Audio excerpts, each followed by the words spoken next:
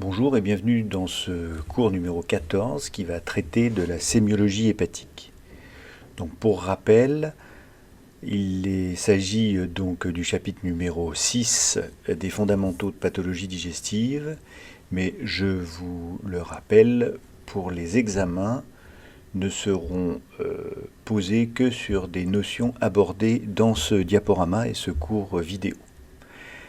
Tout d'abord, pourquoi est-ce que c'est extrêmement important, en dehors du fait que vous aurez à soigner probablement beaucoup de patients porteurs de maladies hépatiques, mais lorsque l'on regarde les items des EDN que vous passerez à la fin au début de 6e année, fin de 5e année, eh bien, vous voyez qu'il y a quand même des items en rapport avec les hépatites virales, la pathologie du fer, l'hépatomégalie, l'ictère, la cirrhose d'acide, les tumeurs du foie, donc qui vont traiter de la sémiologie hépatique.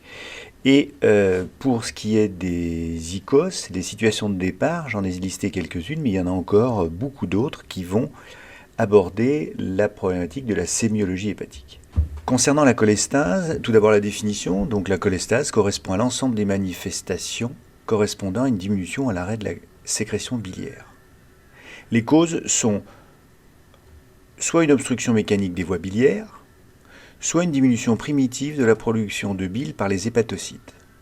Et dans ce cas-là, je vous l'ai dit, dès que vous avez une situation de pathologie hépatique, vous prenez ce schéma de l'anatomie fonctionnelle, donc l'obstruction mécanique des voies biliaires, donc c'est la voie biliaire, le petit trait jaune, mais ensuite la production de bile par les hépatocytes, c'est-à-dire que les hépatocytes vont souffrir, eh bien, soit en bloquant la veine hépatique, comme je vous l'ai dit, soit avec une pathologie portale, soit avec une pathologie du triangle lui-même, donc le foie, donc le parenchyme, en particulier la cirrhose.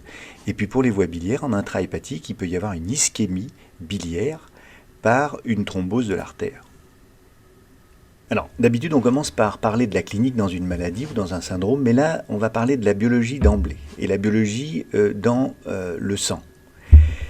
On va distinguer une situation où seule la gamma-GT ou les phosphatases alcalines sont augmentées. On parle à ce moment-là de cholestase anictérique. Et lorsque la cholestase va s'aggraver ou se prolonge, il va y avoir une augmentation du taux de bilirubine après dominance conjuguée et donc un ictère. On parlera donc de cholestase anictérique.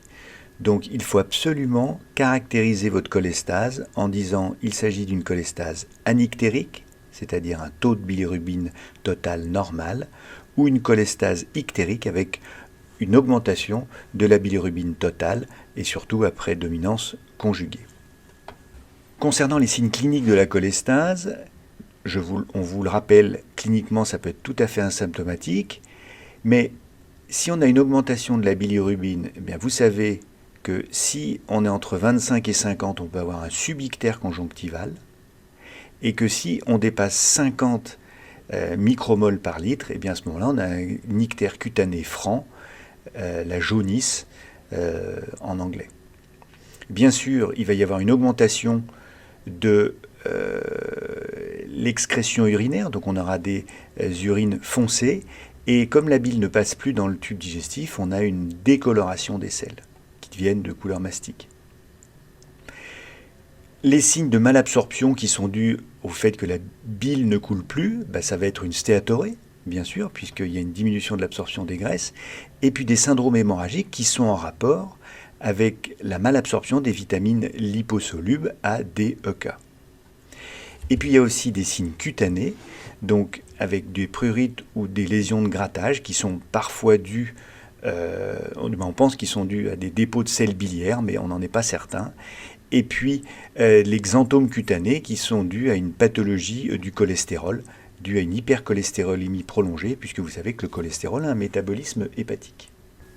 Nous allons donc maintenant aborder l'insuffisance hépatocellulaire, qui par définition traduit l'altération des fonctions du foie, et qui est un syndrome à la fois clinique et biologique. Je vous rappelle que la physiologie du foie, nous avions vu qu'il y a des capacités métaboliques, métaboliser les xénobiotiques, donc les médicaments ou les toxiques endogènes, des capacités de synthèse de certaines protéines, l'albumine, donc on va avoir une diminution de l'albumine, une diminution des facteurs de coagulation et une diminution des protéine de la phase aiguë de l'inflammation, donc une augmentation dans ce cas-là d'un risque infectieux. Et puis il va y avoir une diminution de la formation et d'excrétion de la bile, on l'a vu avec une problématique d'augmentation de la bilirubinémie. On distingue 3 types d'insuffisance hépatocellulaire. L'insuffisance hépatocellulaire aiguë, qui va correspondre aux hépatites fulminantes, qu'elles soient virales ou toxiques. L'insuffisance hépatocellulaire chronique, comme la cirrhose est l'exemple le plus connu. Et puis il peut y avoir une insuffisance aiguë sur chronique, qu'on appelle acute on chronic liver disease. Eh bien, c'est une insuffisance hépatique aiguë qui peut apparaître au cours d'une insuffisance hépatocellulaire chronique. Cliniquement, alors souvent c'est assez pauvre, mais en fonction de la cause, on va pouvoir retrouver donc une asthénie, un ictère, on y reviendra à la diapositive suivante, et la chose la plus importante, c'est l'encéphalopathie hépatique. Alors, elle est liée en partie à cette problématique d'ammoniac dont on avait parlé, le métabolisme de l'ammoniac, qui est éliminé par le foie. Le stade 1, c'est un astérisque 6, vous verrez des vidéos, on le fait en tendant le bras et en écartant les doigts avec ce petit mouvement que vous verrez. Le stade 2 qui est une confusion et un ralentissement idéomoteur, et le stade 3 qui est un coma d'intensité variée et qui peut être associé à des signes de localisation comme un Babinski bilatéral. Quel que soit le stade, 1, 2 ou 3, il peut y avoir une haleine qui a une haleine de pomme de reinette et on appelle ça le fetor hepaticus. Au cours des formes aiguës, il peut y avoir une hypertension intracrânienne, donc qui correspond à un œdème cérébral avec un risque d'anoxie cérébrale par défaut de perfusion et ou d'engagement quand la pression est trop importante. Et donc ces signes d'HTIC, hypertension intracrânienne, ce sont des troubles de la vigilance, une tachycardie, des troubles du rythme et une instabilité tensionnelle. Et il peut y avoir une réponse en extension quand on fait des stimuli nociceptifs. Il peut y avoir également des signes d'hypoglycémie, puisque vous savez que le glucose a un très grand métabolisme hépatique. Et à la partie terminale de l'insuffisance hépatocellulaire aiguë, il va y avoir des défaillances multiviscérales, rénales, pulmonaires, et également des instabilités hémodynamiques. Alors s'agissant de l'ictère, il est multifactoriel, il est le plus souvent conjugué, dont le mécanisme principal est la diminution de la sécrétion. La conjugaison est toujours conservée parce que c'est vraiment ce qu'on appelle une fonction archaïque du foie. Et bien sûr, cet ictère va pouvoir être majoré dans certains cas par l'hémolyse ou l'insuffisance rénale. Pour ce qui est de l'insuffisance hépatocellulaire chronique, eh bien, on va retrouver, s'il y a une cirrhose, des signes indirects de la cirrhose, donc le foie dur avec un bord tranchant, le foie ne pouvant peut-être même ne pas être palpé, s'il en est au stade de cirrhose atrophique, ce qu'on appelle l'atrophie de la Hennec, et puis il peut avoir un rebord nodulaire palpable si le malade est maigre. Également toujours des signes cutanés, des angiomes stellaires, une leuconychie, les ongles blancs, un hippocratisme digital, une érythrose palmaire qui est due à une vasodilatation capillaire et une dépilation. Et puis il y a aussi des dysfonctionnements hormonaux, thyroïdiens et stéroïdiens, et en particulier pour les stéroïdes, une atrophie des organes génitaux externes, une impuissance et également une aménorrhée. Concernant les signes biologiques de l'insuffisance hépatocellulaire, il faut noter que ces signes biologiques sont communs à l'insuffisance hépatocellulaire aiguë et chronique. Premièrement, on va avoir une baisse des taux sanguins des facteurs de la coagulation. On demandera le facteur 7 parce qu'il a une baisse rapide parce qu'il a une demi-vie la plus courte, 4 heures.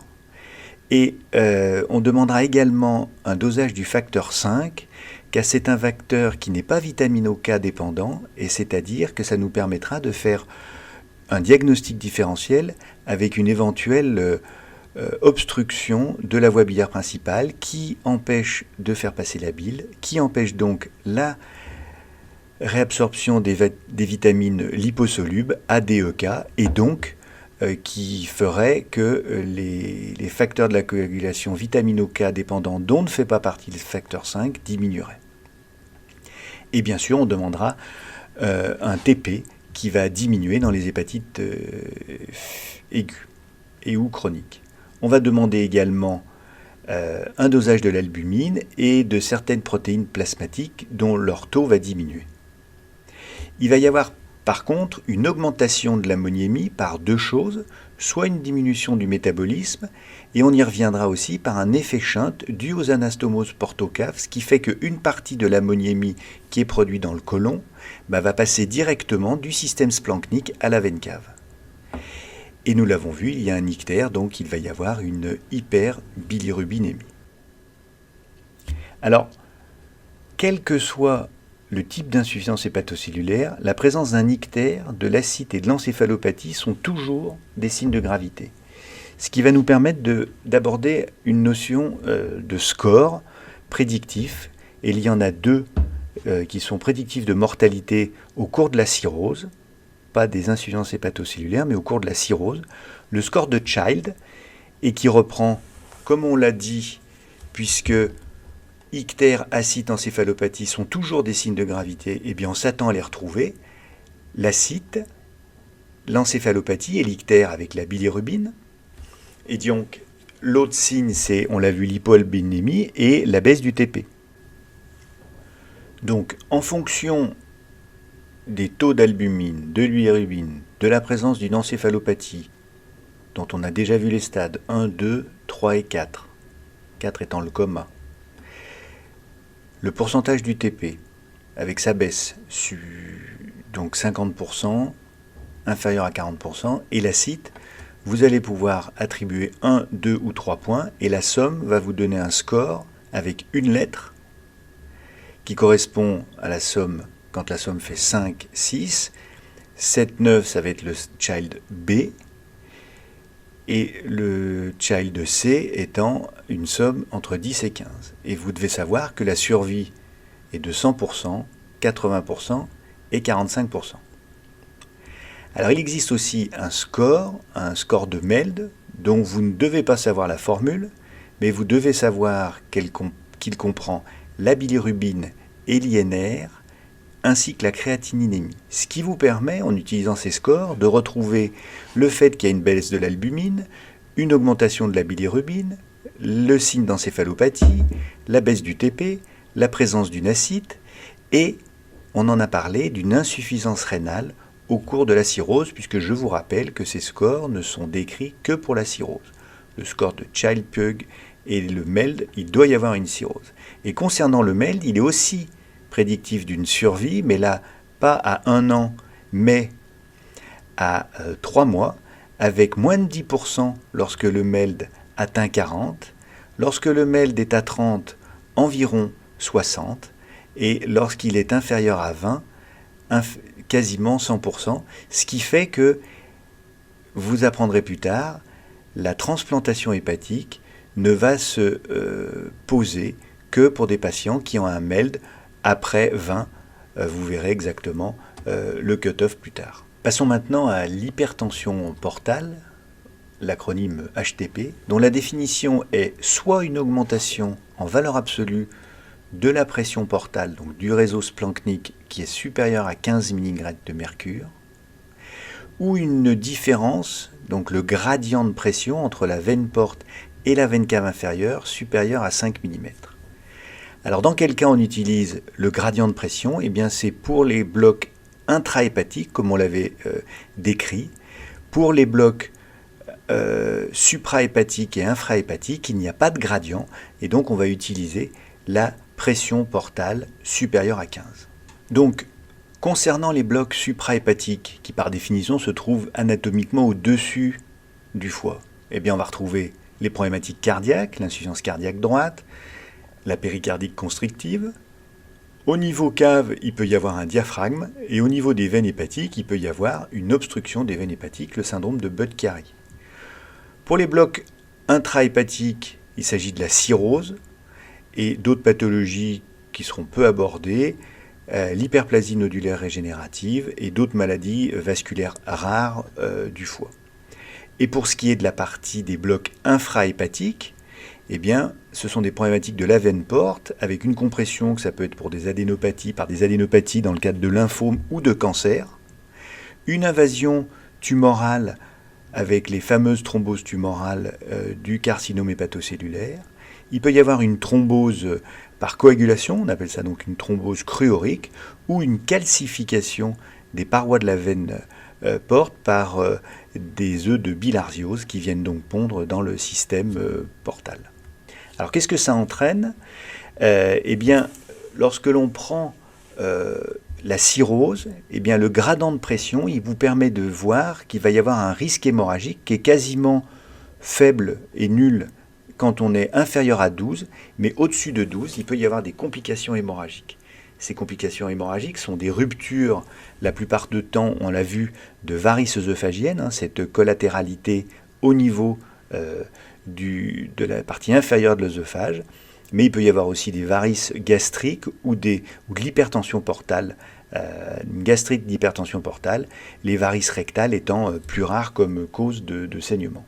S'agissant de la clinique, les signes cliniques qu'on va citer sont diversement associés, mais vous devez garder ce schéma à l'esprit et vous dire que il y a donc une augmentation de la pression dans le système splanchnique due soit à un bloc suprahépatique, soit à un bloc intrahépatique, soit à une problématique sur la veine porte. Et les collatérales, premièrement, le foie lui-même, eh bien on dit qu'il y a de l'acide parce que le foie ne fait pas d'œdème. Donc c'est la chose à retenir, on verra sur la diapositive suivante plus en détail l'acide. Les circulations collatérales, pariétales, la reperméabilisation de la veine para-ombilicale va donner cette fameuse méduse à l'ombilic. La reperméabilisation de la veine gastrique gauche, les varices œsophagiennes, donc les hémorragies digestives hautes par rupture de varices œsophagiennes ou gastriques vont entraîner des hématémèses. Et puis si on se met en bas, eh bien, il y aura des mélénas pour des varices ectopiques. Pour la veine splénique, augmentation de la pression dans la rate, augmentation du volume de la rate, donc splénomégalie. Qui dit splénomégalie dit parfois une augmentation de l'activité de la rate, donc une congestion, un hypersplénisme, et cet hypersplénisme va entraîner une baisse des lignées cellulaires sanguines, les plaquettes, les globules blancs. Et lorsqu'on a une thrombopénie, une leucopénie associée à un hypersplénisme, et associée à une splénomégalie, eh bien on appelle ça la triade de l'hypersplénisme. Alors plus rarement, on va avoir une encéphalopathie hépatique. Alors si on a une cirrhose, on sait qu'il y a deux mécanismes, le métabolisme de l'ammoniac, mais s'il n'y a pas de cirrhose, eh bien il peut y avoir des shunts directement entre le système splanchnique et la veine cave, et on comprend bien que l'ammoniac dans le côlon qui est produite par les bactéries, eh bien, les shunts vont faire que ça va passer directement dans la veine cave et il ne va pas y avoir de premier passage, comme pour les médicaments, de premier passage hépatique avec une diminution de l'ammoniémie et il va y avoir tout de suite un passage au niveau du cerveau par un passage artériel et ça peut entraîner donc une encéphalopathie hépatique.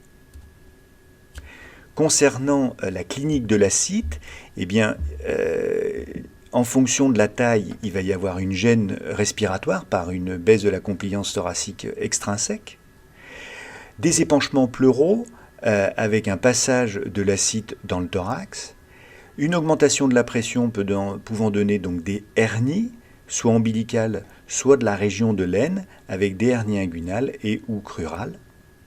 Et puis bien sûr, la distension abdominale peut être douloureuse, ce qui fait que parfois on a la nécessité de recourir à des ponctions, des parasynthèses pour diminuer la pression, rien que pour diminuer la douleur pour le patient. Voilà, nous en avons fini avec ce cours sur la sémiologie hépatique.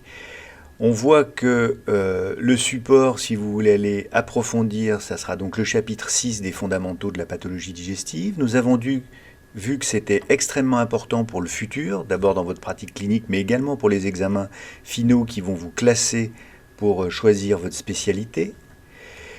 Je vous ai rappelé par des petits schémas l'importance de ce trépied dès que vous avez une pathologie hépatique, le foie avec en se posant la question de savoir s'il y a un parenchyme sain ou la présence de cirrhose, la problématique du drainage veineux et les pathologies cardiaques qui peuvent avoir une répercussion, la pathologie de la voie biliaire, la pathologie de la veine porte, la pathologie de l'artère qui va entraîner une ischémie et des pathologies biliaires intrahépatiques, la problématique de la cholestase qui doit être caractérisée comme étant ictérique ou anictérique, l'insuffisance hépatocellulaire, pas très compliquée une fois qu'on connaît la physiologie du foie avec l'altération des capacités métaboliques, synthèse et de formation de la bile,